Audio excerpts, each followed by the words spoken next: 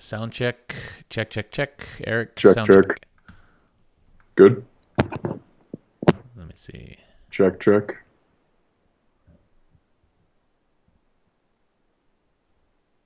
All right. We are good to go. Good to go.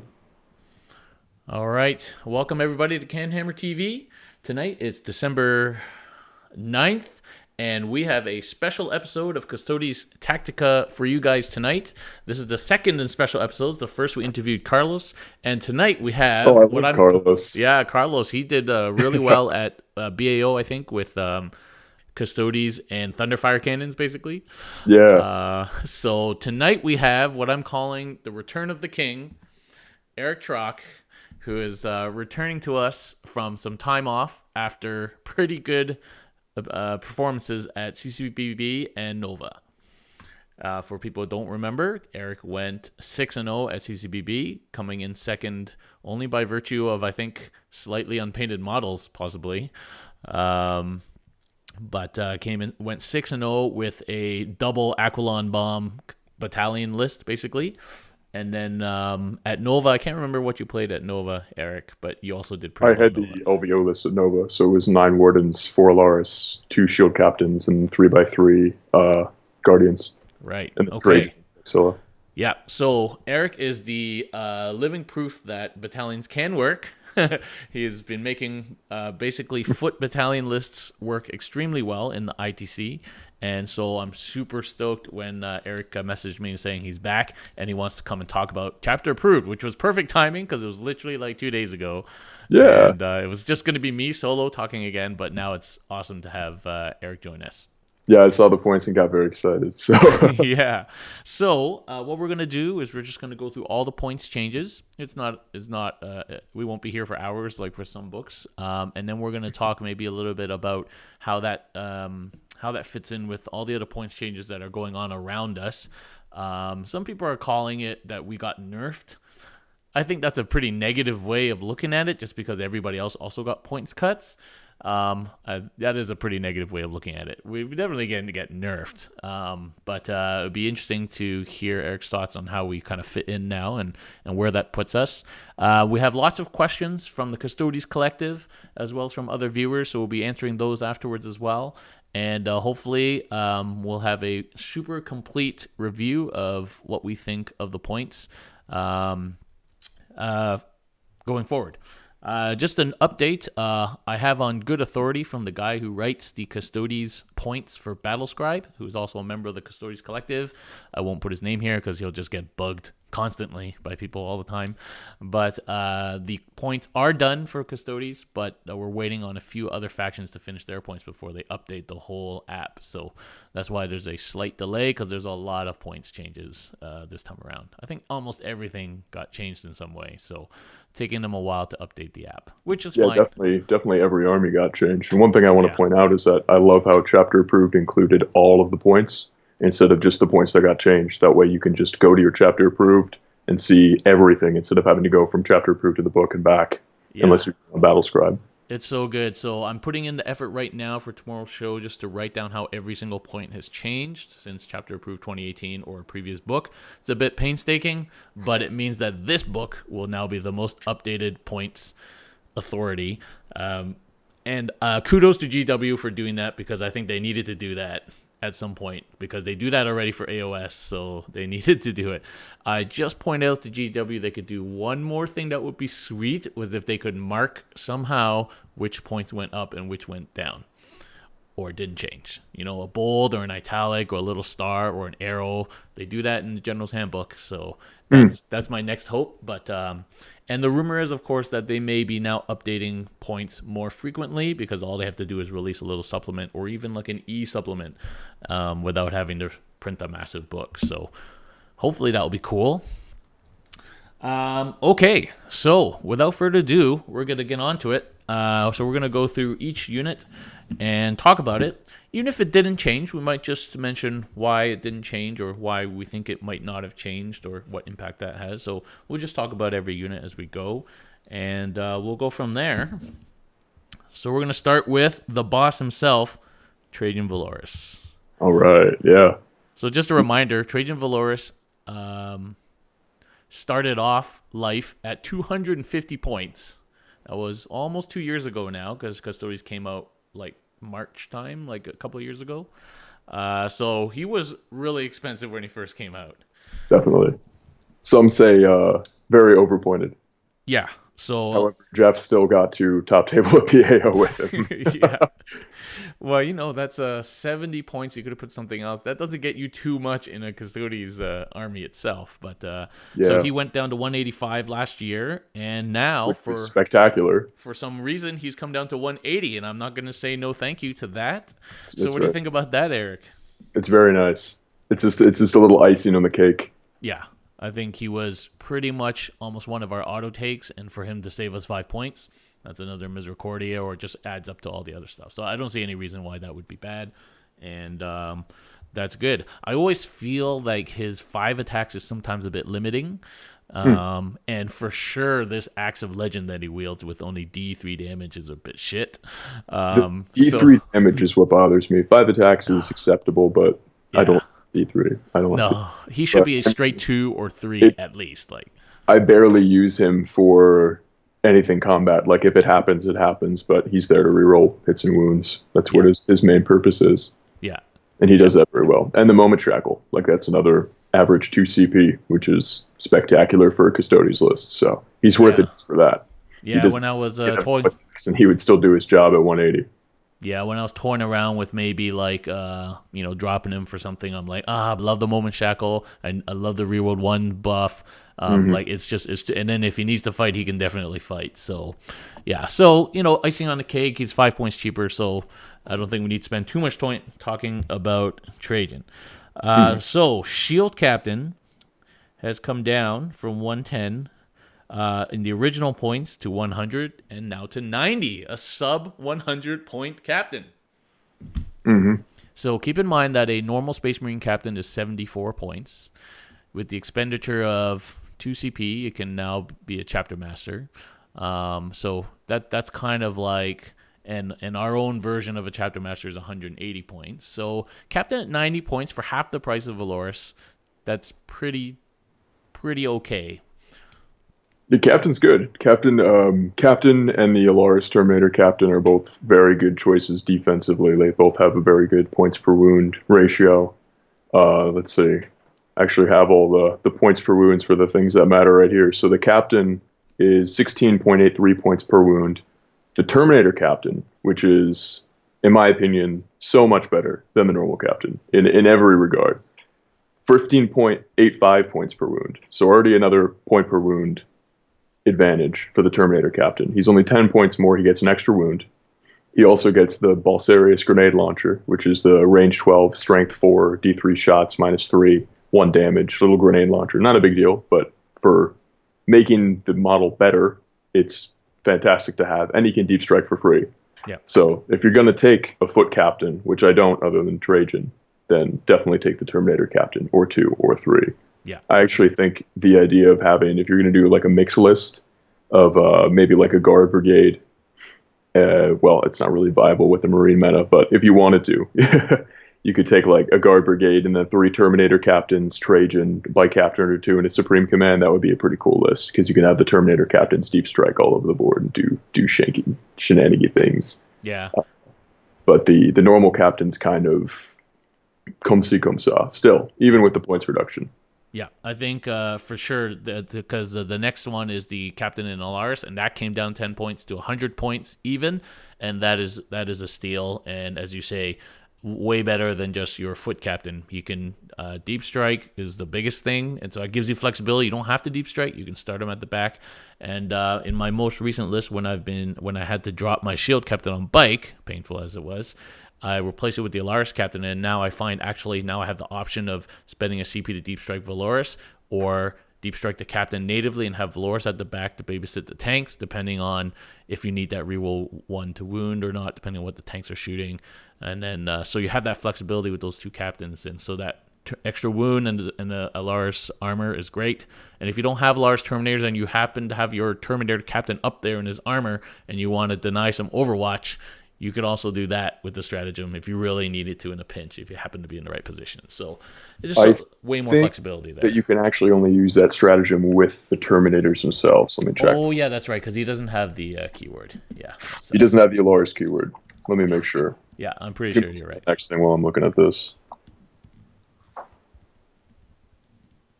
Yeah, I think you're right. So scratch that last part, but still the ability to deep strike. Yeah, it's not even keywords. It's just a unit of Allarus Custodians. Yeah. So unfortunately, not that. That would be. I would take one if you could do that because that's very good. That would be sweet. Yeah. Okay, cool. So we covered basically that. So the shield captain on bike did not change. Mm-hmm. Do you think it should have? It changed a tiny bit because the Misericordia changed. With the Misericordia going down from 4 points to 3 points, I always take the Misericordia on the bike because the bike is always doing his own thing. Yeah. So getting that extra attack when he's doing his own thing is really important. Yeah. So the bike changed a tiny bit, but I don't think the bike needed to change. It's fine the way it is. It would have been nice. I mean, everything else is going down, so it kind of seems like it should follow with the character trend of all the characters in the game going down. Yeah.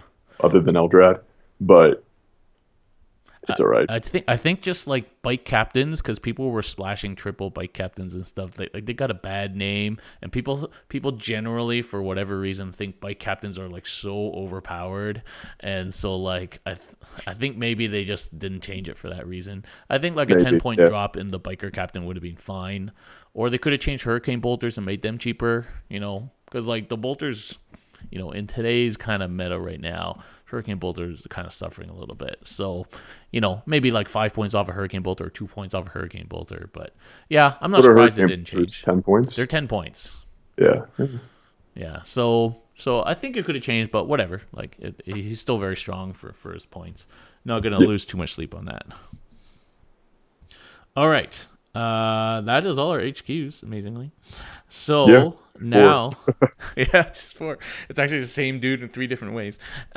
So Custodian Guardians. So they stayed the same at 40, but their spears came down to 9 from 12 points, which is great. A 25% cut on the spears.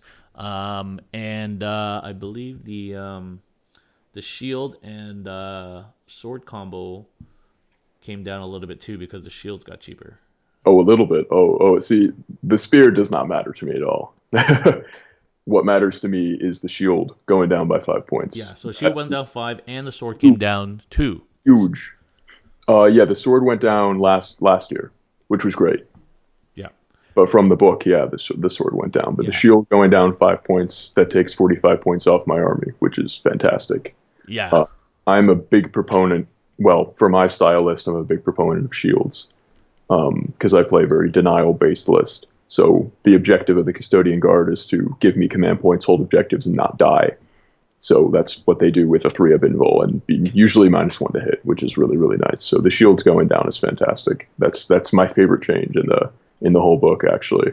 Yeah, no, for sure. We were joking sometime in the last couple of weeks that some special rules we might get would be army-wide 3-up instead of 4-up, and it's like, well, this is getting there. If you're rocking at least 9 Guardians all with 3-up invuln, that makes them much harder to kill proportionately than 4-up invuln, for sure. I think what we need in Psychic Awakening is a base 5-up against like a 5+++ against mortals, and then a stratagem to do a 4+++ against mortals on one unit. That's my dream. And then the army would not have any major weaknesses other than Tau. Tau still there's nothing to do. Well, Overwatch stratagem. If there's no Overwatch stratagem, that would be great. Well, we kind of have one, but it doesn't work on other than infantry, which doesn't apply to Tau, of course. With the grenade launchers? Yeah, the concussion thing, Yeah. So we will be talking about that later, so hold those thoughts about wish listing, because that's a hot topic conversation right now. Okay. Makes sense. Okay, so Guardians, pretty good, especially if you're running Sword and Shields. You've just saved yourself 7 points per model, which is great. If you are running Spears, or like say a big hammer unit of 7, 8, 9 Spears, you saved a bunch of points there too. So all in all, good change for the Guardians, and I doubt they're going to get less than 40 points, to be honest. They're just by how they are. So guys on the Twitch chat, if you got some questions there, we'll save them up and ask them at the end, okay? Unless they're immediately relevant to what we're talking about. Okay, next is the Sagittarium. So they're the same cost as the Guardians, 40 points, and their guns are not particularly expensive. Bolt calibers, 10 points. So 50 points a model and then plus some Misericordias, which have come down to 3 points. We'll get that out of the way. Misericordias went from 4 to 3. Boom. Yep. There's only 1 point, but that is a 25% drop if you think of it that way. Yeah, it's good. Very good. Yeah, and so a unit of at least 4 Misericordia basically now gets that 5th one for free basically. So you might as well. So what do you think of the Sagittarium? I think they're the same as they were before. I didn't like them that much before. I like them very much as troops compared to heavy support. So I think they're all right. I think I would still choose. I still choose the Guardians, and I would still recommend the Guardians in most circumstances because it's really not that many shots that they're putting out, and since they only can have the 4-up invul, they can die pretty easily. Yeah, but they're all right. They're definitely all right. Yeah, I've been finding actually those not be seen at all. So it's if I can shoot them, then they can shoot me, and that's not usually what I want. Yeah, what I've been finding. Sorry, you go, Erik. Yeah, well, what I've been finding is that for them to do anything with their shooting, they need 5 guys, and then they become much harder to hide. They die much easier without storm shields, obviously, and they don't actually do that much damage. They've been disappointing in how much damage they do on their shooting. Well, yeah, it's 3 shots at strength 5 minus 1. Is that correct? Yeah, it's a heavy bolter, basically. Yeah. Yeah. So. Yeah. It's fine. Yeah. So yeah, I'm not sure about them actually. Now that storm shields are half price, I think that really swings it back to the foot dudes, to the Guardians. Yeah. I gotta give you that one. I mean, I always had them to begin with because I mean, just having that 3-up to a 4-up is a really big jump for survivability. So yeah. Okay, so the other thing we can talk about at this point is, while we're at troops, is the other spear dudes, the Pyrothite spears and the Adrosite spears. The only thing that changed is that the Adrosite spears, which are the non-Melta spears, I believe, actually went up a point, making them even more not take. And the Melta spear stayed at 16. So those guys are still pretty expensive. You're talking the original price, 56 points for the Melta spear dudes, and then 1 point more for the other ones.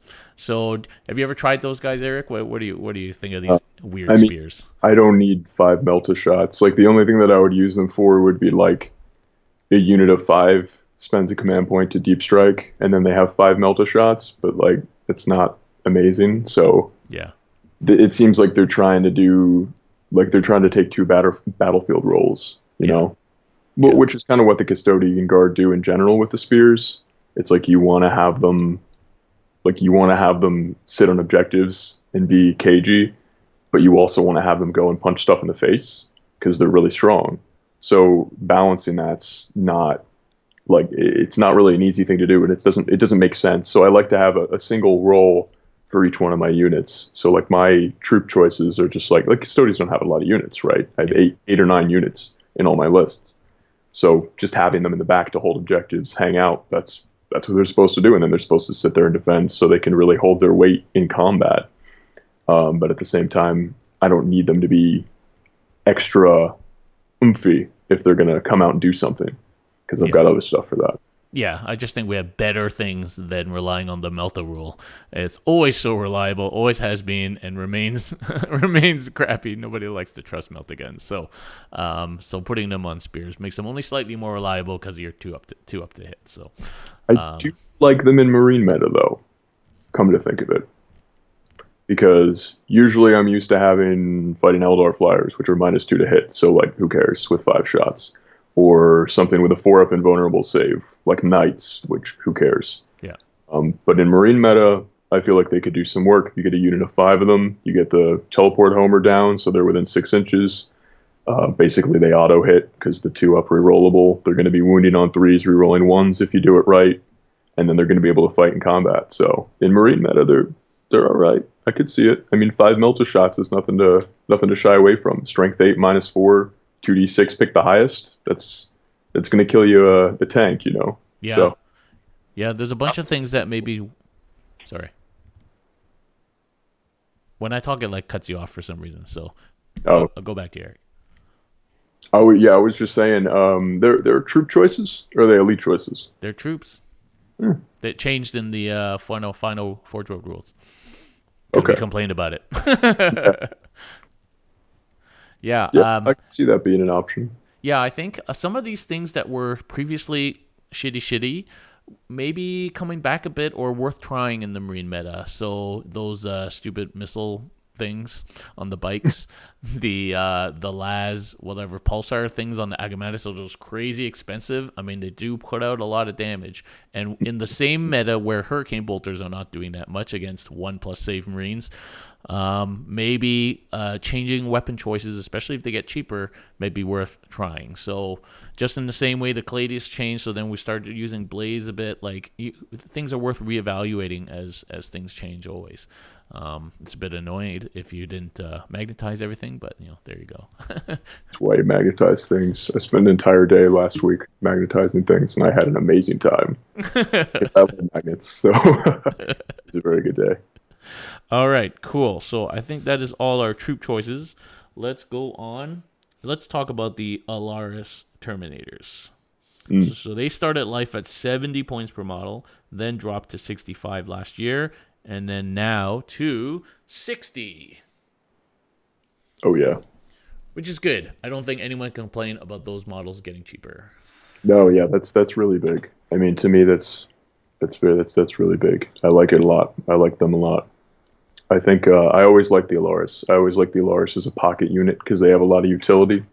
Being able to, pile in, consolidate closest to the nearest enemy character. Is it just consolidate?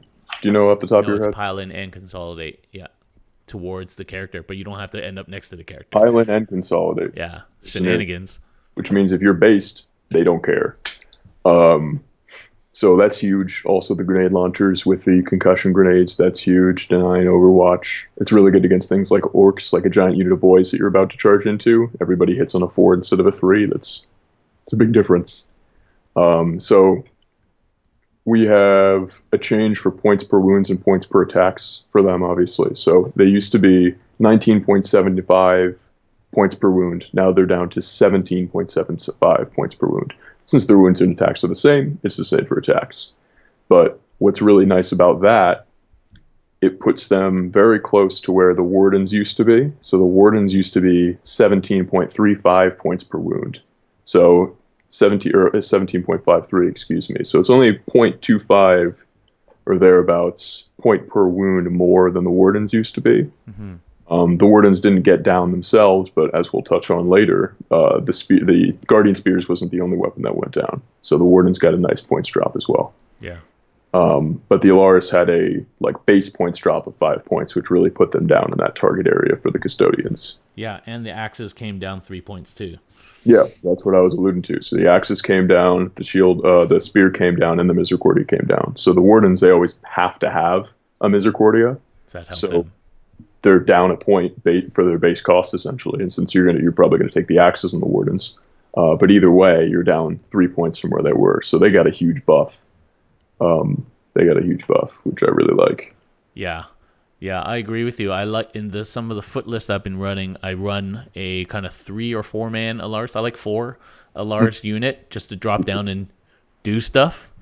They're not your night killing unit, but they're a really nifty little unit that your opponent is really pressed to deal with, and they have all these shenanigans, and then they can anti-overwatch for your hammer unit. So I really like that combo of the smaller unit of Allarus guys, and now that's going to be even better because they're so much cheaper. They're 5 points, 8 points cheaper, which is sweet from where they were before. From 79 down to 71 points. It's a very solid choice. Yeah.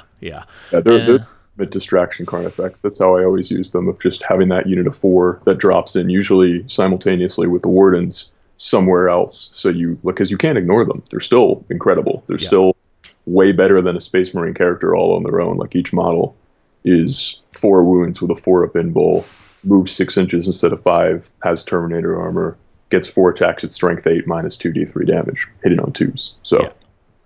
they're good. They're good. Yeah, yeah.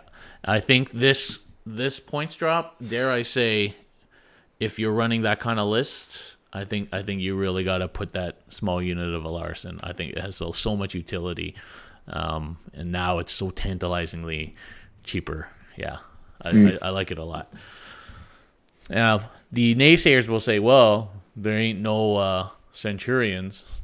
But you got to keep in mind, like, you can't really compare units directly to Marine units like that, because you'll just become depressed in a lot of cases. So you got to take it in context of how we play, not really how Marines play. So anyway, that's what I say to Centurion naysayers. Okay, well, since we're talking about Allarus, let's go on to talk about Wardens then. So Wardens are... also got a big boon. They lost, as you said, 1 from the Misericordia. They lost 3 off their axes. I don't think you should run Wardens with spears. I don't even know if you can take spears and Wardens. Yeah. Anyway, yeah, so you should run it with axes, and the Misericordia you have to take. So you already saved 4 points right there. Yeah, they're from 61 to 57. So that puts their points per wound from 17.53 to 16.38, which is a good thing. Their points per attack is 15.25 down to 14.25, which is massive. I mean, compared to the Allarus, 14.25 points per attack for the Wardens. The Allarus is 17.75 points per attack. And that's the lowest in the game. The Wardens have the lowest in the book, in the whole army, not just normal book, the Forge World units as well. They're definitely the cheapest, the best bang for your buck offensively. And well, they are defensively as well. Arguably, Wardens are the best unit in the game. They can kill anything in the game. So they did drop a couple of points as well, from 45 to 43 base cost. So that's a bonus. So that's 3. Yeah, that was last year. So from the book, they were 45, and then last year, chapter approved, they dropped to 43. You sure? I don't know. Yeah, I used them. Okay. Okay. So they're definitely, and so I think because of that kind of points per attack efficiency, we'll dare call it efficiency, I think they make you a better, larger hammer unit than, say, the Allarus guys. Yeah. Just because the points per attack ratio is so much lower, you have a unit of 10, which used to cost you 610 points, is now 570 points, which still gives you enough points to have 5 Allarus in Deep Strike. Bargain. Yeah, that's really nice. So I think definitely both those units now really at a nice points level. 6 Allarus. Yeah. 6 Allarus, I think. 6, yeah. So... Like 5 Aqualon, because that was maybe is my list. Yeah, and you got to start to, I think breaking it down into points per wound, points per attack is a nice little thing, actually. Just put the changes in perspective, and then a nice way of comparing units. Because otherwise, our units are very similar. They're all hitting on 2s, they all have T5, they're 2-up save, 4-up invuln. Like, they're all otherwise pretty similar, so you can directly compare number of attacks, points per attack, points per wound, because they're basically the same. Now, the Wardens also have the Feel No Pain, which you might make a few of over the course of a game. That is factored into the points per wounds that I have here. Yeah. Okay, because you've added, like, extra wounds, basically. Yeah, you add the percentage chance of them to save a wound. So in 3 wounds, it chalks up to 0.48 more wounds they get over 3 wounds. Yeah.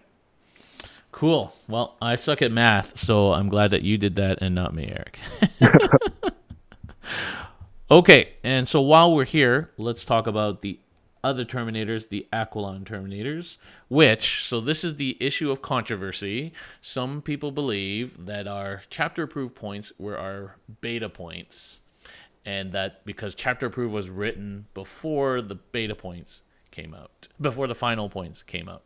Now, Other things also didn't change. For example, all the Marine points didn't change, even though those books came out way after Chapter Approved was probably written. Although one is not sure how much these teams of rules writers communicate. Anyway, I think that these are real points. We're going to assume they're real unless they get errated.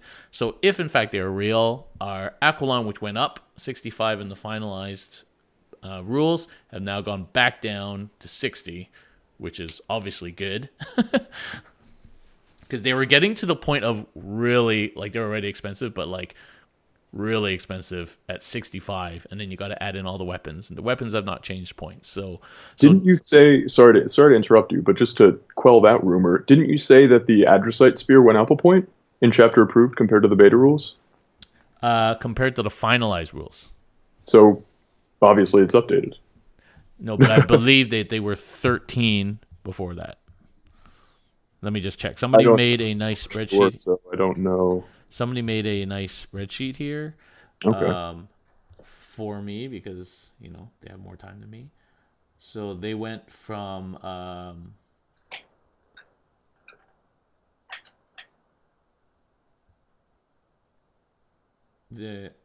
can't find it. Anyway. Okay. I think they're real. Like that. Yeah. If they started at one thing, went up in the finalized beta rules, and then went didn't change in the finalized beta rules and then went up in Chapter Approved, then obviously they're different. Unless the only thing that would tell me otherwise would be if Chapter Approved was exactly the same as the initial beta rules. But I don't know why they would put beta rules in Chapter Approved. That doesn't make any sense. But it's GW, so who knows? Yeah, like, you know, who knows? Like, they may not have talked to the team that was writing the final rules, right? And it seems like the final rules was almost a gut response to the Caladius meta back in the summer. It's George. George, was the original Adrosite 13 or was it 12? If the original Adrosite was 12, then these are real points changes. Good. Right. So that's what we know. Maybe you can check that for us, George, while we're talking. So yeah, Allarus. Obviously, you were running a crap ton of Allarus at Capital City. What do you think of this drop? Not Allarus. Sorry, Aqualon. I did it like all the time, yeah. So it's okay. Although for some reason, I mean, they're both they're both fancy Latin sounding names, so I don't blame you, buddy. Yeah, I had 11 Aqualon at Capital City Bloodbath, and now I have 12. Yeah, basically just from points drops from a couple of units like that, you buy another one. None of the weapons changed, so it's really just a 5-point drop. I'm not going to argue with a 5-point drop on, you know, our hardest, you know, probably one of our hardest, if not the hardest hitting unit we have. Oh, definitely. Strength 10 -4. I tell you, that D3 really kills me, though. The D3, yeah, I mean, it's tools of the trade, you know. Yeah, now we got a taste of straight 2 damage from the Caladius gun. I'm kind of like, it makes you hate D3 even more. Still never rolled a die concerning the Caladius. Never will.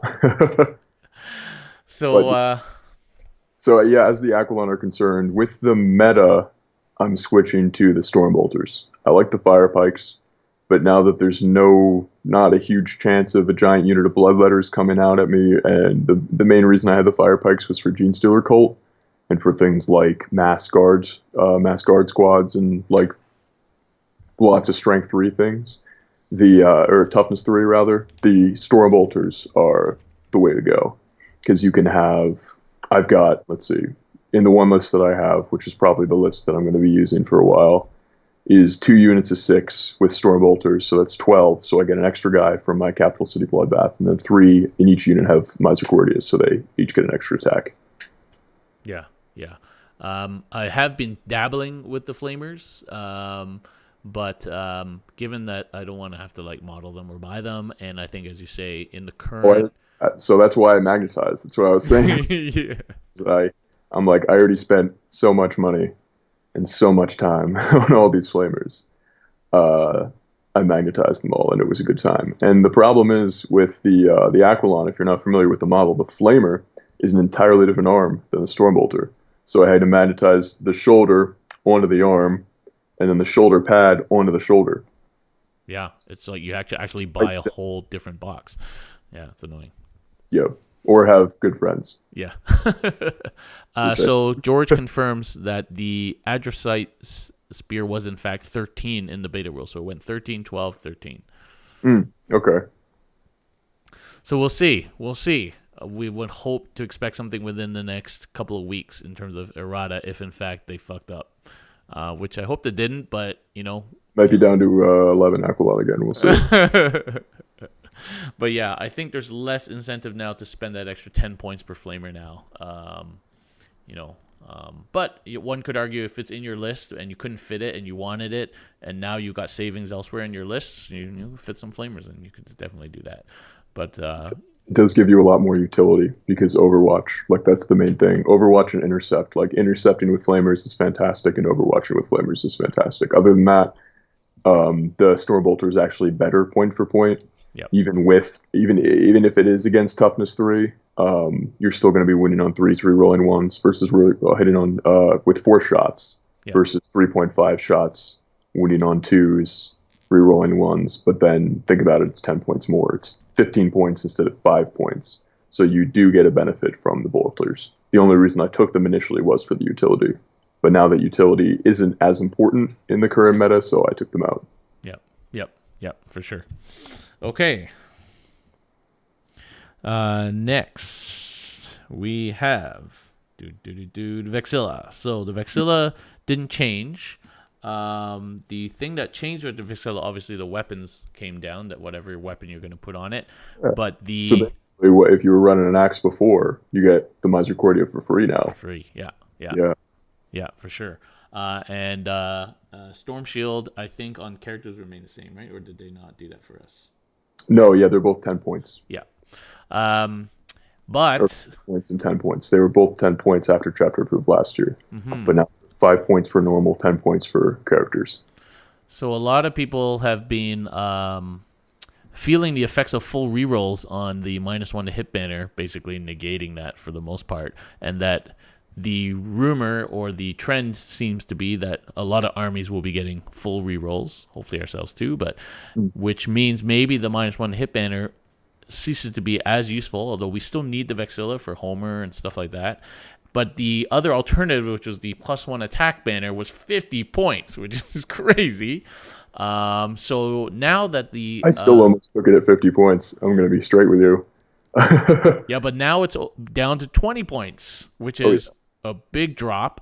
And now you can splash around. And I've been even toying with the idea of double Vexilla, -1 hit Vexilla, and a more combat kitted out +1 attack Vexilla, just for fun. So obviously that's a big drop. Sorry? I said if you want a spoiler alert, Darren, I already have that written down. I have both in my list. I have the +1 attack and I have the -1 to hit. Yeah. Because the +1 to hit is still pretty invaluable for defense. Now he doesn't need to run up the field at all. Now he can hang back, sit on that objective as a character, not get shot, and then give the 6-inch bubble to the Guardians. And then the +1 attack can go off the field, do his Thug Thistle with the Aqualon. Yeah. Which now have 6 extra attacks, which is incredible. Pretty great. So now that unit's whipping out 30 attacks. Yeah, that's for sure. Massive. Yeah, so that banner dropping by over 60% was pretty big. It was over, I know you liked it before, but it was overpriced. But I use it, so that tells you something. Yeah, but now I'm using it. Yeah, 20 points now. That's pretty sweet. Yeah. I really do like that double Vexilla idea. I have more than 1,000 points in my on my on field, as opposed to my deep strike, so I kind of have to. It was either him or a bike captain, and I would have had to take 50 points out of something to use the bike captain. But using anything that you can add to the army that gives you a buff to the army is almost always the better option, because I already have the 1 bike captain, so he has that mobility. He can go kill a plane, kill a random character, go sit on an objective, move 20 inches. He can do all that. So I already have that battlefield role taken care of. And then I already have the sit back and relax Guardians. And I already have the hammer unit for the front. So I already have what I need to play the game. Now, what I'm thinking of for improving my list is what can I do to make those things better? And that's exactly what the +1 attack gives you, is that now he's a character. I mean, he still has now 5 attacks, strength 8, -2, D3 damage. Yep. That's nothing to shy about. He's a captain now. because he used to have 4 attacks, now he has 5 because he's got the banner. But what he does, which is incredible, is buff the army. So you have all the other guys that you have. You have your Trajan now has 6 attacks. Your bike captain now has 6 attacks. You have everybody, all the guardians have 4 attacks if they're near him. You have the Aqualon or your Wardens or your Allarus that now have 5 attacks each base. Crazy. So anything that you can do to make your army better once you already have planned out your battlefield roles, that's what you want to invest your points in. I think that's what anybody should look for in chapter approved and how to improve your army. Like, not just Custodes. Once you have your list planned and your list is working, you have points drops. You don't want to just add in more of what you're already taking because it already works the way that it should work. Look in what you could use in addition to that you didn't have points for to make the army better. Yeah. No, that's definitely good advice. And definitely once Battlescribe gets updated, I'm going to be throwing that dude around my list and see where it can mesh in. I'm just too lazy to do it without Battlescribe. But yeah, I think that's definitely something to look forward to, is +1 attack, which is, I love it when I do that from like an Avenge the Fallen or something. So like to have that all the time. Yeah. And I love it when you tell your opponent how many attacks you have. From I mean, dudes. it happens all the time when I'm rolling attacks, because I roll attack 3 models at a time because I have 12 gold dice. I need more gold dice now, it seems like, because now they have 5 attacks. But I'm rolling them 12 at a time. I'm like, oh, that was only a third of them, and it already killed everybody. And they're like, oh, or I kill half of them and they look relieved, and they're like, oh no, that was a third of my attacks. It's okay. There's more coming. Yeah, no, for sure. That is definitely some tech to take to the bank. Okay, next let's talk about. Let's get the Dreadnoughts out of the way. The Dreadnoughts did not change, so they therefore have not gotten any better. In fact, relative to everything else dropping, the Dreadnoughts may have gotten a little bit worse then, relatively. But they are what they are, and whatever.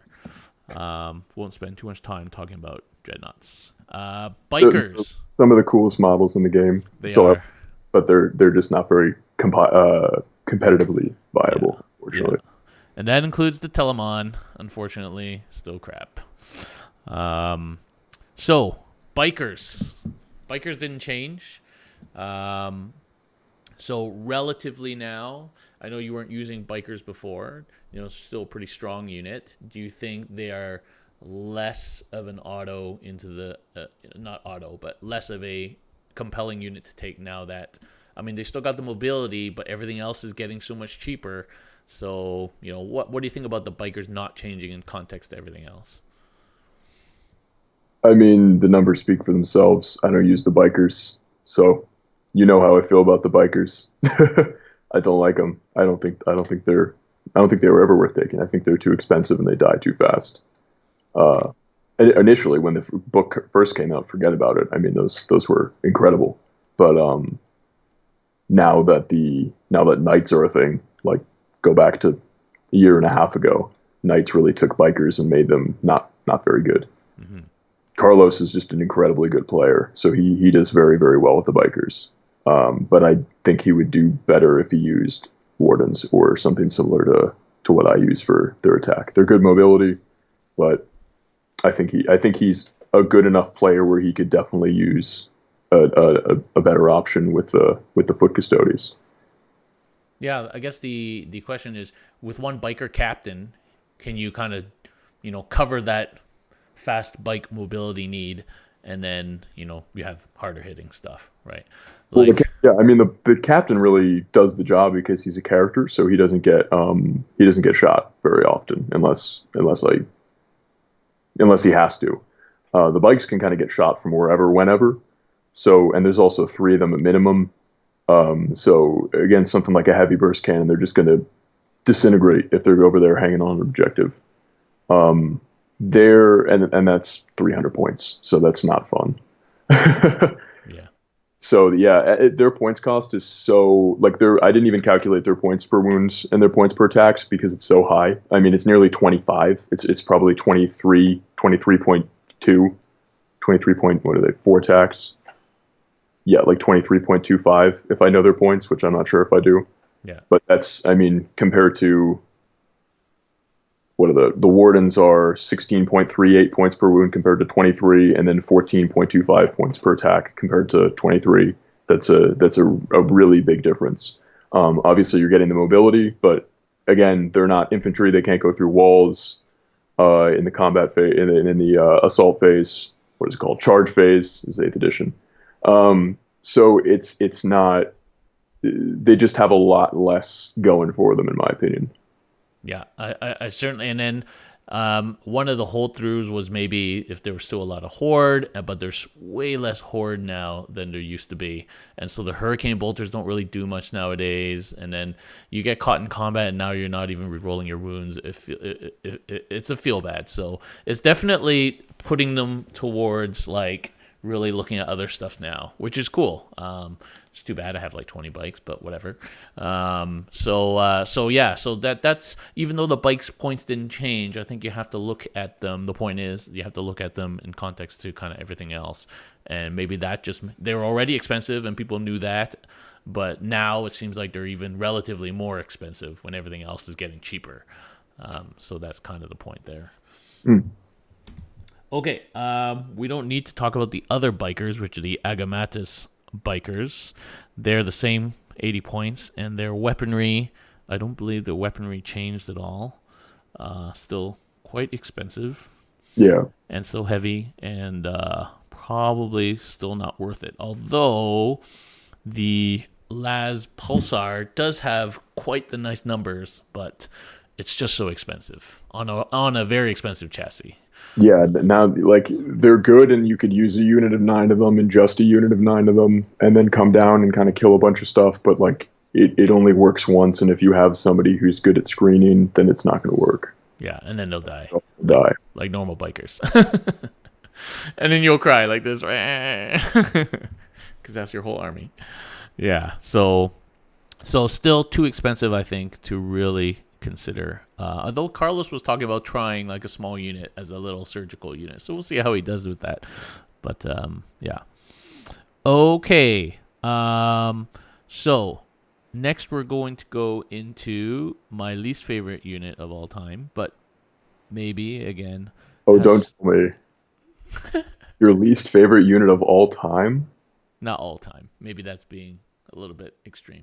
Maybe an 8th edition. My least favorite unit in this book, the Venatari. Oh, I thought you were going to say the Land Raider. Okay. No, I don't have any thoughts about the Land Raider because. Well, actually, I do have some thoughts on the Land Raider. We'll get there. Yeah. But Venatari. Well, yeah, they didn't change, so I feel like we should kind of move past the Forge World stuff because we don't know if that's going to change or not. That's true. That's true. But they didn't change, so they're just as crap as they were before. So don't I think they would be great if you could take them in larger units. I think having a unit of 6 is not amazing. It just doesn't kill anything.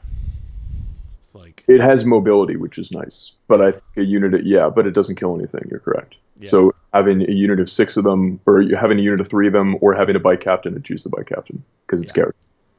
Even though it's slightly worse in combat, it still can not get shot, which is the name of the game. Okay, so we won't talk Forge World then. The Caladius coming down from 120 back to 100 may not be real. Yeah. And their gun going up 10, because I think it was 10 before. But then it came down when they raised the price of the Caladius. So it's looking more and more like that was an error on GW's part. But anyway, so what we will talk about now is, let's talk about the Land Raider then. You want to talk about the Land Raider? The Land Raider is now just over 200 points. It's so close. It's so close. What point value do you want it, Eric, before you're slapping your dudes in the Land Raider? I want it. Let's see. I want it to be under 300 points for a Land Raider. Like a normal, if it was the same price as the Space Marine Land Raider, you might see me with 3 Land Raiders, just because I love Land Raiders. Land Raider was like one of my first models when I played the game when I was much younger. So I love the Land Raider. Most people have a Land Raider. I have like this like ancient shell of an Ultramarines Land Raider that's been painted 6 to 8 times, that just has like glue all over it. It's been converted to chaos and back and all that, like all those shenanigans that I did when I was 12. So everybody's got a Land Raider. Absolutely. Yeah. So at 205, it's very close. I think if the last cannons went down to 40 points, and I think if the Land Raider went down to like 190 or 195, then I would do it just for kicks. But actually probably wouldn't, because I don't want to paint them non-metallic. So that would be really difficult. Yeah, maybe I'll paint them black or something cool, but end up looking like a bar of gold. Oh yeah. But yeah, no, I love the Land Raiders. I mean, Land Raiders are really cool. I think Land Raiders in Custodes are pretty good as well, because they're hitting on 2s, rerolling 1s, strength 9, rerolling 1s, and then you can do the -1 for them. And then you can do they already have a 5-up invul, or do they have an invul? I think ours have a 5-up. Let's see. Yeah. So I know they have stuff, you'll know. The normal Land Raider is 185 points. The Space Marine Land Raider is not venerable. But their last cannons. No, they don't have an invul at all. No invul? Yeah, no invul. Oh. So you could take the Vexilla Defensor to give them the 5-up invul, -1 to hit. Does that include vehicles? Yeah, pretty sure. Let's check on this before we dismiss the Land Raider. Okay. Infantry. Ooh, yeah. All right, never mind. Forget everything I just said. Land Raiders without invuls. I don't like anything without an invul anymore. No, it's just you just need it. Almost a full year now. Yeah, like you need it even against like freaking like bolters nowadays, man. It's crazy. So so it is more than the Marine Lander. It's venerable, but I think it's still got a little way to go. The +1 ballistic skill and the 6-up feel no pain kind of like that's worth 20 points. But then it has the 20 points for the guns as well, and that sucks. So yeah, that's not what I like. Yeah. George asking you, Vexilla, just to go back there for a second, would you ever put it in Allarus armor or just stick to the normal armor? The reason that I stick to the normal armor is because the Allarus cannot have a weapon that's worth anything. Well, I mean, the Misericordia is good, but like not if you're making all of your attacks with it. So it's 1 extra wound, which is great, but it's not worth giving up the attacks. Yeah, people don't realize that. Read the data sheet. If you take a Vexilla and Allarus armor, they literally cannot take any weapons except for the Misericordia. I bet most people don't realize that. They assume it can just take an axe like the Allarus Terminators, but they cannot. Read the data sheet. Mm-hmm. I didn't realize that either until I went back and read it, and I was like, whoa, that kind of sucks. Yeah. I was surprised that it didn't drop down in last year's chapter approved, because now it was 80 points for the Vexilla, and then 80 points for the Vexilla, and then 100 for the Terminator armor. Now it's down to 90 in the Terminator armor, so it's like that's where it should be, and that would make it a good unit if it could use a weapon, but it can't use a weapon. So yeah, I don't know. I don't know when you're going to use one that needs to deep strike. Like, obviously, Papa Joe did at Nova 2 years ago and did really well. But just doesn't seem like something you would need to do. Yeah. For me, I don't even consider it because I don't want to waste the deep strike points on it. Yeah, that's true too. And then then you can't even homer till the next turn. So it's like. Yeah, but if you do have 2, I mean, theoretically speaking, it would be cool to have the 1 Magnifica, and then you have your Imperius and your heavy-hitting unit deep strike down where you want them. But, like, I could see that working well in the sniper meta, just so you always are sure that you have those attacks, those extra attacks from the banner. But it's not... I don't think it's the best use of deep strike points. I don't think it's the best use of the resources there, using the Allarus, because then once it gets in combat, and it's going to be up there, so it's probably going to have to do something in combat or want to do something in combat, then it's only going to be hitting at strength 5.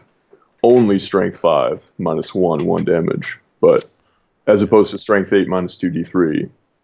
Yeah. Strength 5 ain't what it used to be, man. But, okay, cool. Thanks for the question, George.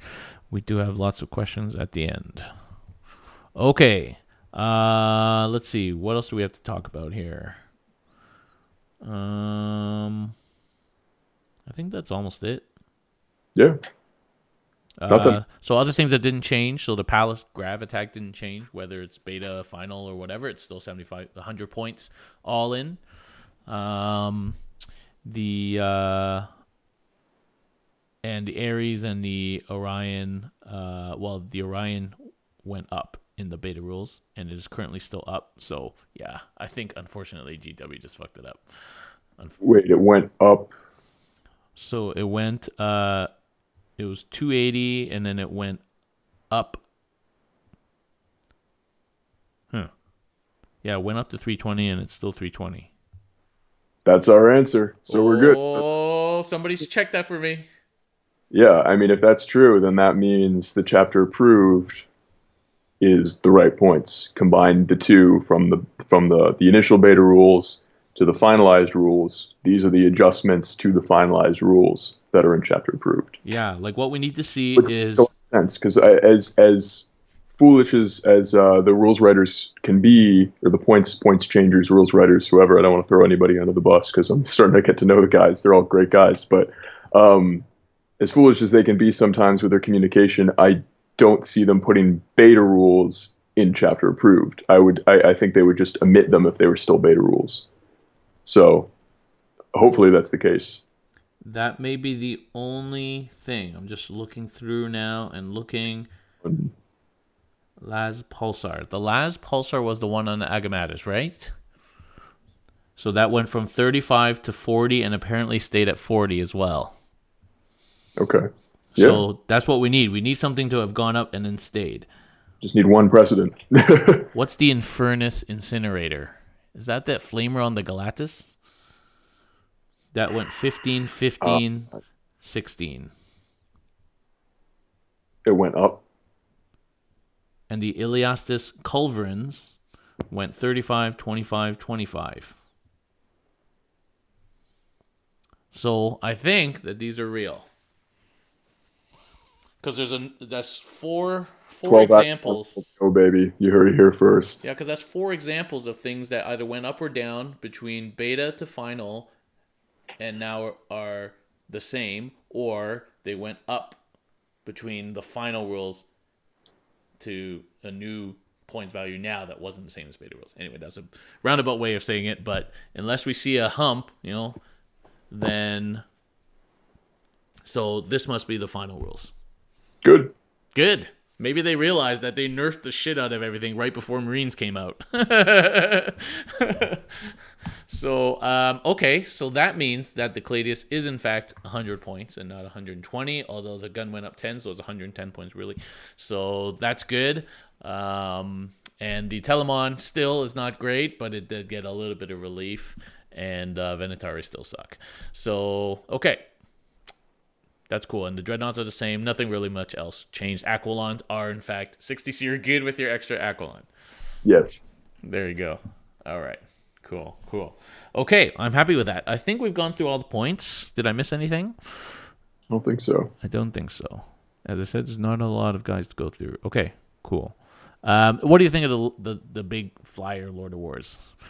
Well, they're not Lord of Wars anymore, but do you see any role for those guys, the Orion and the Ares?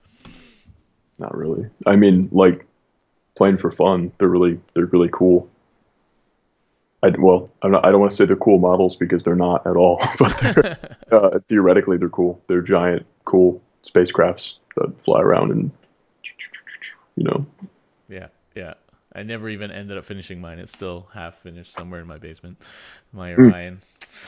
Okay, so now what we're going to talk about is what do you think of everything as a whole and how we fit in with the current sort of meta as it is?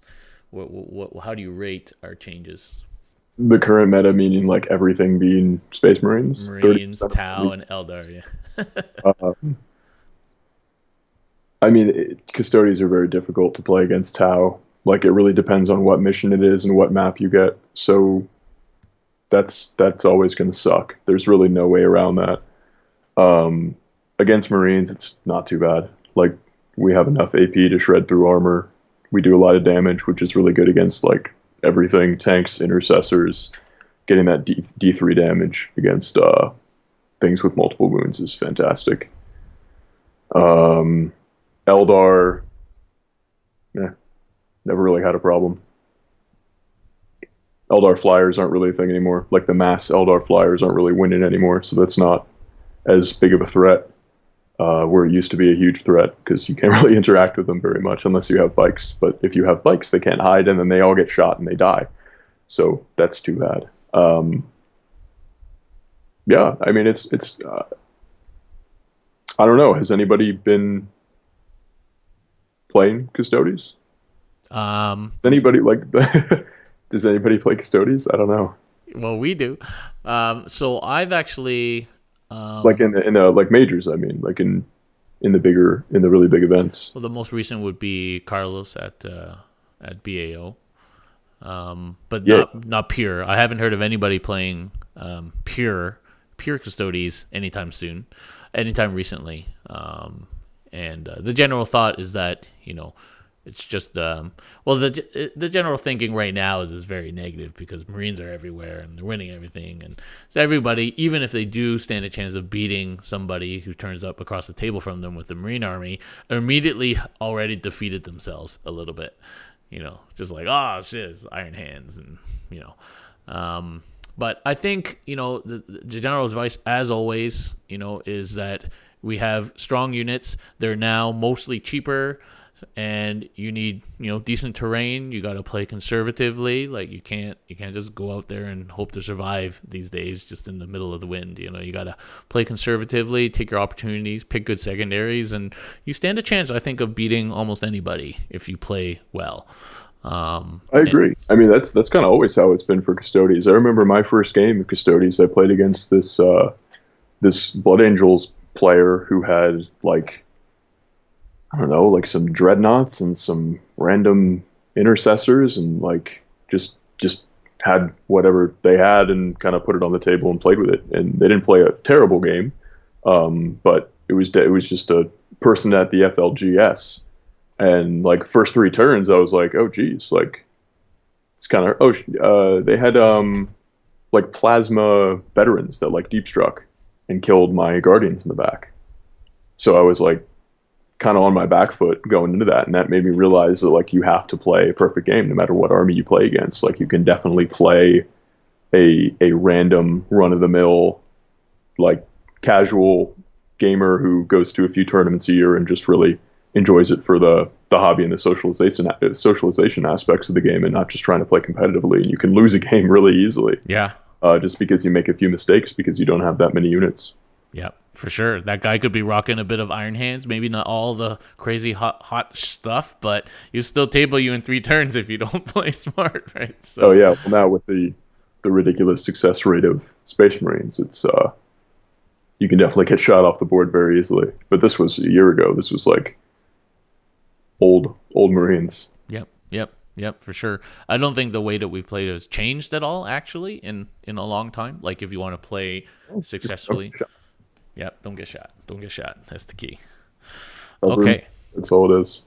So I'm going to ask you, Erik, if you had to give us 2 rules that would be in our new Psychic Awakening, apparently, that everybody's getting.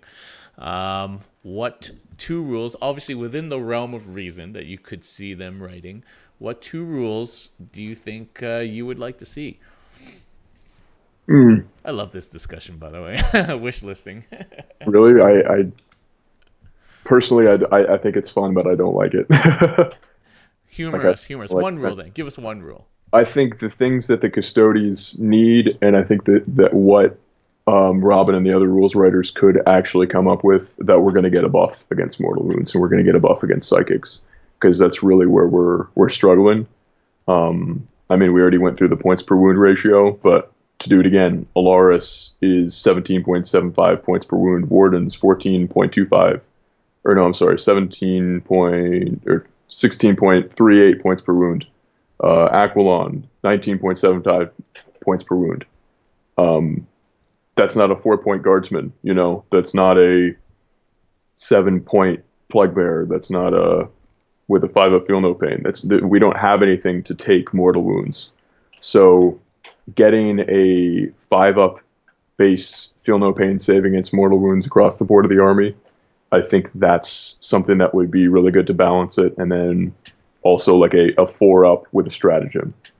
That would also be great. Something to defend against psychic powers, or some stratagem that was like give -2 to psychic tests within 24 inches or something like that. Mm-hmm.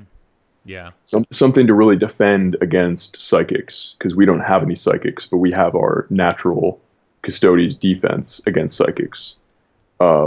And I think that could be like that lore could definitely be brought out a lot better than it is right now with the base 6-up feel no pain and the stratagem that lets you deny within 12 for a CP. You know, like that's much. It's a little bit, but it seems like more of an afterthought than something that's really pretty cool in the lore. How about, so probably we may not get any extra rules, but we probably get some stratagems. Seems to be a trend. What kind of stratagems you want to see us get, other than the ones that you just talked about, psychic ones? It'd be cool if our deny stratagem went to just like a 4-up like a lot of armies have. Yeah. I think that would definitely, or even a 3-up, because it's Custodians. Custodians, yeah. Or something to make like a unit invulnerable to psychic abilities for a turn. Yeah, I don't know. I'm happy with whatever they come out with. More rules are always great. That's true. I mean, it can't really be. I guess they could be useless. I mean, Black Legion rules kind of useless, but who knows? Not. Maybe we'll see. Black Legion, it's insane. Maybe we'll see some more Black Legion players. Yeah, so who knows? I mean, you can wish list till the cows come home, but we'll see. There's some people think we're not even going to get a book. Who knows? We might not. No, we are. I know 100% for a fact that we are. It might not be 100% Custodians, but it's going to be. We're going to be included. Cool. There you go. Inside information. Insider information. Right cool. From the source. Okay. So if you got questions, guys, and you're watching, please type it in the chat. I'm going to go through these questions that the collective has collected. Okay, question for Erik. Will you still be running your all Aqualon list at LVO? Probably. Yeah, especially they're 5 points cheaper. Yeah, well, actually, I never used them at 65 points, so I avoided that entirely. It's either going to be, I can just tell you right now, it's either going to be 5 Aqualon and 10 Wardens, or it's going to be 12 Aqualon, 2 units of 6. I'm not sure yet. I think it's going to be 12 Aqualon. Yep. I've actually been thinking of dropping my bike unit for either Wardens or Aqualon or something. Do it. I'm just waiting for Battlescribe, man. I'm just too lazy to do it without Battlescribe. I hate Battlescribe. No, well, I don't hate Battlescribe. I hate using Battlescribe. Like I like a calculator. I like a pen and paper or a spreadsheet. Yeah. Battlescribe. It's just like unless I'm just playing around with like random lists. Like I made like a 3 Wraith Lord list and just saw what it could do and like where can I fit in points for that. And it's like just like messing around. But for anything that I actually know the points of, I like looking it up. Question on the chat for both of us. What now that they're similar or actually exactly the same in points? Anyway, there's a question about do you prefer if you had to pick one -1 to hit or +1 attack? Well, the +1 attack's 10 points cheaper than the -1 to hit. Yeah. So that's something to factor in. I mean, if you're going to choose one, always do the -1 to hit. Like that's huge. I think that's still the choice. Yeah. Even with things re-rolling all, it's like it still puts a big wrench in the operation. Yeah. But as far as I know, Eldar and Dark Eldar don't do that, right? It's only the Uras. It's only like the buffs from the captains and stuff. Yep. But anything that's re-rolling. Yeah, most things. There's not a lot of things that re-roll all other than Marines. Not yet. Yeah, it certainly still works on most if armies. Everything in the game re-roll, then it's not going to be special anymore. I don't think they're going to do that. I think they're going to stick with a base like a normal re-roll ones, and then like very special things such as chapter masters and things of that nature. Then they can re-roll all hits, which I do like re-rolling all hits versus re-rolling failed hits. I think unless more armies get the full rerolls, I think the -1 is still the way to go. It fucks up like Necron Tesla. I love it how it fucks up Necron Tesla. It just like, yeah, it's just still too good. Okay, you already answered the next question. Would you go for Sagittarium over Guardians? We also answered that question. And would you go for Special Spears? We already answered that question. What do you think that'll give to us in Custodes? We already answered that question. Oh, I guess we covered a lot of questions already. If you're going to run a Vexilla with Imperius and a unit of Wardens, all with Misericordia, how many Wardens is optimal? All of them. All of the Wardens. The better chance that you can give yourself to guarantee to kill a knight with a 4++, the better. So all of them. At Nova, I played my round 4 against a knight and AdMech player who was a really nice guy. And let's see. I forget how I spread it out. But basically, I had to do, there was a knight over here, a knight over here. His corner was over here, and there was a guard right here. So I came in like this. I had to kill that knight, which I could have done, like, math-wise, I could have killed both and then moved up and wrapped the guard. Or I actually just had to kill this knight to go and wrap the guard. This knight could stay alive. So I targeted most everything at this one. 2 wounds left. That's the way, man. So the better that you can put in your the odds in your favor, that's what you want to do. So you want to do as many as fits. Yeah. What's the min? Would you say? The minimum for Wardens? For Wardens, yeah.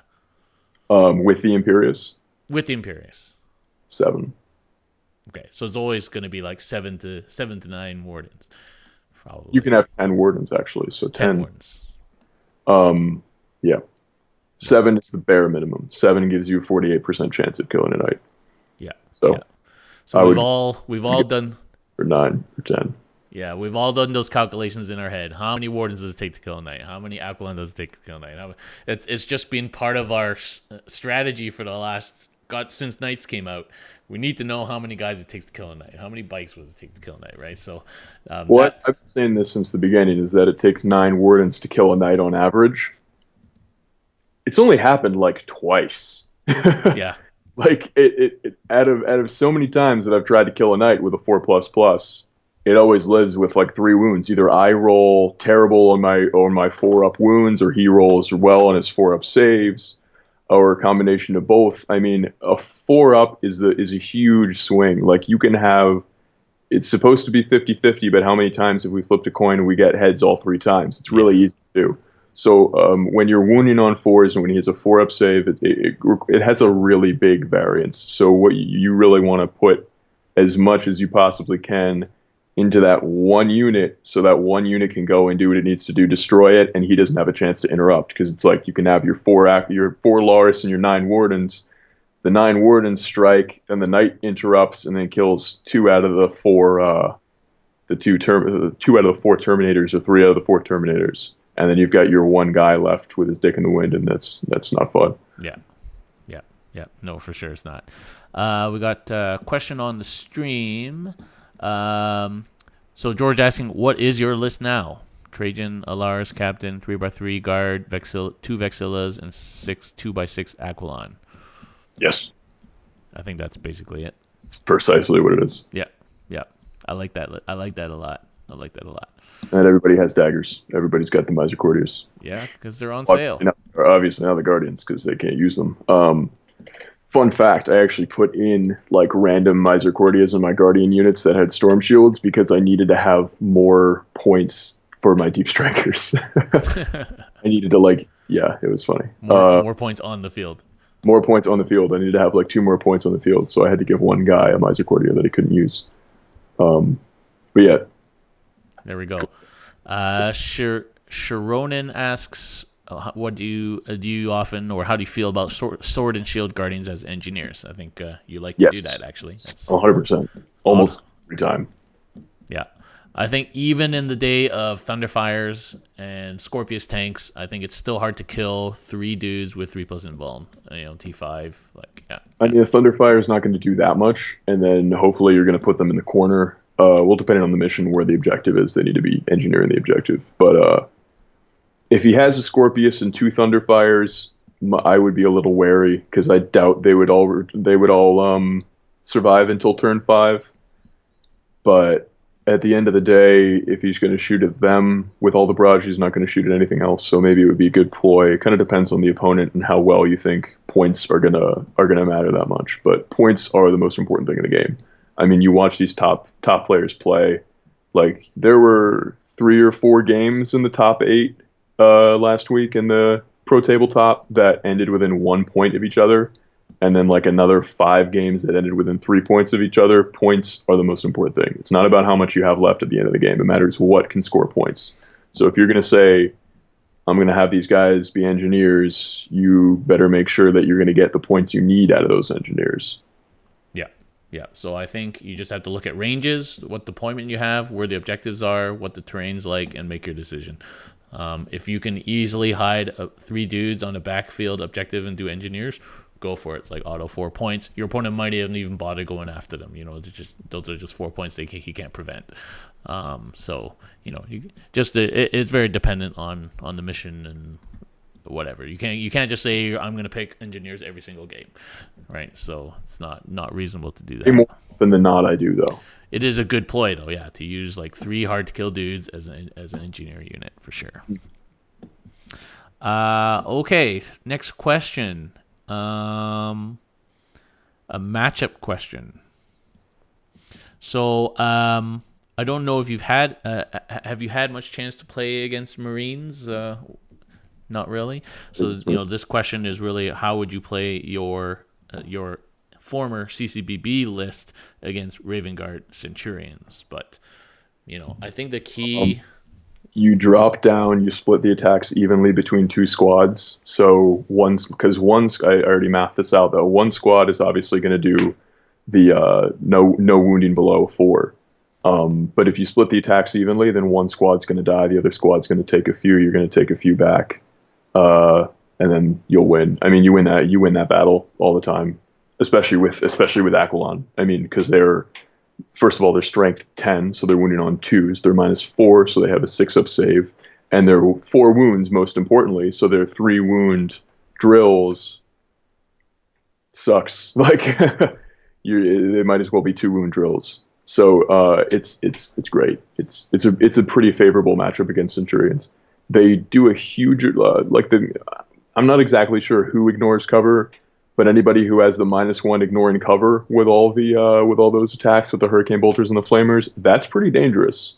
Yeah. I was talking to my buddy Steven Pamperine, who runs that list, and he's saying, like, we were talking about the Centurions and kind of going back and forth between the lists, and we both agreed that like it would really depend on whatever the mission is and whatever the terrain looks like, because if he can hit me with those -1 ignore cover, all those attacks, all those hits, all those wounds, that's gonna hurt. Yeah. If they were -1 ignoring cover, then it wouldn't be that big of a deal. But they are for some lists. Like I said, I'm not exactly sure what is and what isn't. But in combat, Custodians have a huge advantage. Yeah. But you don't want to get shot. Surprise. Yeah. No, I think Aqualon are great for taking out Centurions, actually.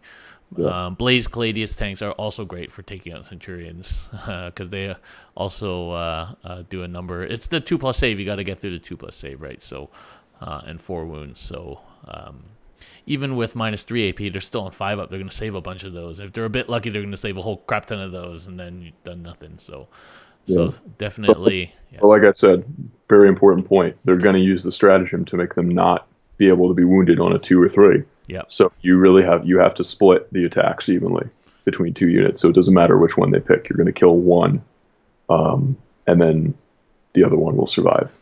That stratagem is just nasty. It really is.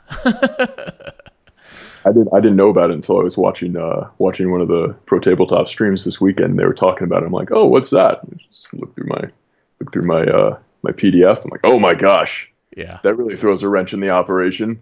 Yeah. Because I'm doing the math. I'm doing the math, and I'm like, oh, I can kill an entire Marine army in one round of combat, but I can't anymore. So I'll have to. It'll be more of a game, which is good. I like that. Yeah. Yeah. It's really good. Some people think It's that. like deep strike in with the 12 Aqualon and then kill everything. Yeah. Some people think we should get that as a army rule. Yeah, that'd be nice. That'd be nice. Okay. I think we are at the end of the questions. We are indeed at the end of the questions. All right. Okay. Well, so that was a run through of our thoughts on the chapter proof changes. I think people out there thinking that we got a stealth nerf need to relook at their way they look at life. I don't think you can call our points changes a nerf at all in any way. You can't say it's a nerf just because everyone else also got points draws. That's a silly way of looking at things. I think we've definitely got stronger. It opens up a lot more possibilities. And I think we've also shown that probably those forge rules the points are correct. Yeah, it looks like we found a precedent to support that. And yeah, just to touch on everybody else losing points, so we also lose points. We like got a stealth nerf, I guess is what people are saying. You have to look at it in the way that what the army does is very different than what other armies do. It's an elite army, so it's like built, those puzzles that you would play with when you were in preschool that have the pieces that are this big. It's like building a puzzle with those pieces. It's like if they don't fit, it's very obvious that it doesn't fit. It's very hard to make it fit. It's not like a 10,000 piece puzzle like an orc army or a guard army or stuff that you can like add in random little points everywhere and switch things around. It's like if you get points drops and these things fit in different ways, that's huge. So you get a lot more utility. Like I said, I get an entire new model because of these points drops that affects the entire army. And then I get an entire model. So, well, let me explain it even further. So in my Capital City Bloodbath list, I had 50 points that I had absolutely nothing to do, like nothing. Like there was no reason that I had these, like nothing that I could do with these 50 points. So I added another Guardian. Now with the points changes, I switched that Guardian to a Vexilla with the Imperius, and I added in another Aqualon with the taking out the fire pikes. So it changes how things fit together, which is the biggest thing that could happen to Custodes because it's so hard to fit Custodes together. It's not about just the points. Like Custodes are so powerful in what they do, having them get that buff to what they do is a really big boon, and that shouldn't be overlooked. Just because they only dropped a few points, it's not about how much points they dropped, it's about what you can do with the difference of where those points go, whether they're in the sky or on the field or what have you. Yeah. I encourage you to look at the points drops, not that, oh, this dude is 3 points less, but like, okay, now I have like, X number of points. Like, what's the best way of using that? It may just be to add one more onto a squad, but probably is not. And if that means I can almost get that if I jig some things around, or maybe as we were talking about, right? Like now we're thinking about dropping the bike unit and adding some other very compellingly priced units. So, I think it's an opportunity to look at things that maybe have not been that good before. And try things out, and also to kind of, I like your puzzle analogy actually, see how the puzzle now fits together because the pieces have now changed shape a little bit or changed size. So yeah, because I think you're right. Our army is not like Gene Stealer Cult where now the aberrants are gone, I'll just put in more of this unit or more of this unit or this faction. Or I think our army has to work together as a I keep returning to your puzzle analogy, as a completed puzzle, and so you have to try and find a way to complete that puzzle. Because individually, it has to come together to work good as a whole. Okay, cool. Well, if there are no more questions, I'm going to say thank you, Erik, for coming on. Do you mind if I shout out an event real quick? Shout it out. Go for it. So there's the Golden Sprue Cup GT coming up. That's going to be 2 weeks before LVO in Albany, New York. So I'm going to go. It's about 3 hours away from me. I think it's about 5 hours away from Ottawa. So it's doable for the Canadian crowd, but definitely the upstate New York crowd. But if anybody wants to come down to that, it's a fantastic event. It's 5 rounds. It's not a major, but there's still usually like 50 to 60 people there. And what's awesome, especially about this event, other than the wonderful organization done by Adam, who's a fantastic guy, like one of the coolest guys you'll ever meet. Like very relaxed and easy to deal with, like not a hard ass whatsoever. Very very cool guy. But it's called the Golden Sprue Cup because the trophy is like this big, made out of sprues that are spray painted gold. Nice. He makes a table that's entirely made out of sprues. Nice. All of the terrain and all of like the everything other than like these like little highways, it's all spruce. So it's a really cool event, and the theme is really fun as well. So that's going to be in Albany, New York, January 11th and January 12th. So 2 weeks before LVO.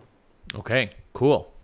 So check it out, Golden Sprue Cup, Albany, New York, 2 weeks before LVO. And will that be streamed, do you know, Erik? Or I don't think so. Okay.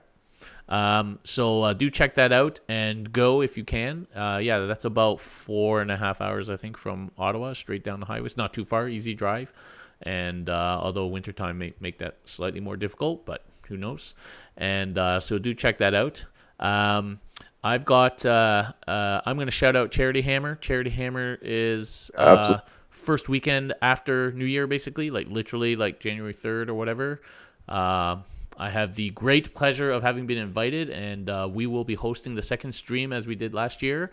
But the quality will be much better than it was last year because didn't really intend to host 2 streams last year. But we're going to have 2 streams going, same as last year. We're hosting one, and Biff Pod will host the other. And we're going to have we're just looking at the schedule right now. It's going to be wall-to-wall craziness, amazing gaming for 48 hours. 50 something hours. Yeah, I'll echo that 100%. I mean, anything that combines gaming and charity is an A plus for me. I mean, charity is a huge part of what we should be doing in this community, honestly, because we're paying so much money to go to these events and paying so much money and spending so much time on these silly little plastic models. We really can't forget the people all around the world and the people in this country as well who don't have anywhere close to the privilege to be able to do anything like that. So that's a huge thing that those guys are doing. Yep, it's going to be amazing. I'm super excited to go, and we're going to be opening up for donations, I think, pretty soon, maybe in the next week, once Colin's got everything set up for that. So look out when he posts the schedule up. I'm going to post it on our webpage, and I'm actually going to be on stream for 3 games. But I will be bringing the Custodes, a couple of different lists, so we'll see how they do against such hardcore players. But it will be super fun, and so hope everyone can watch and donate generously. Okay, cool. Well, thank you very much for joining me, Erik. Pleasure to have you on again. Yes. Happy to be. Yeah, I'll echo everybody wants you to join the Custodes Discord. Trip me into that publicly. Yeah, I don't have anything against it. I just haven't made my way onto Discord yet. Yep. So, so with that, guys, we'll wish you guys good night, and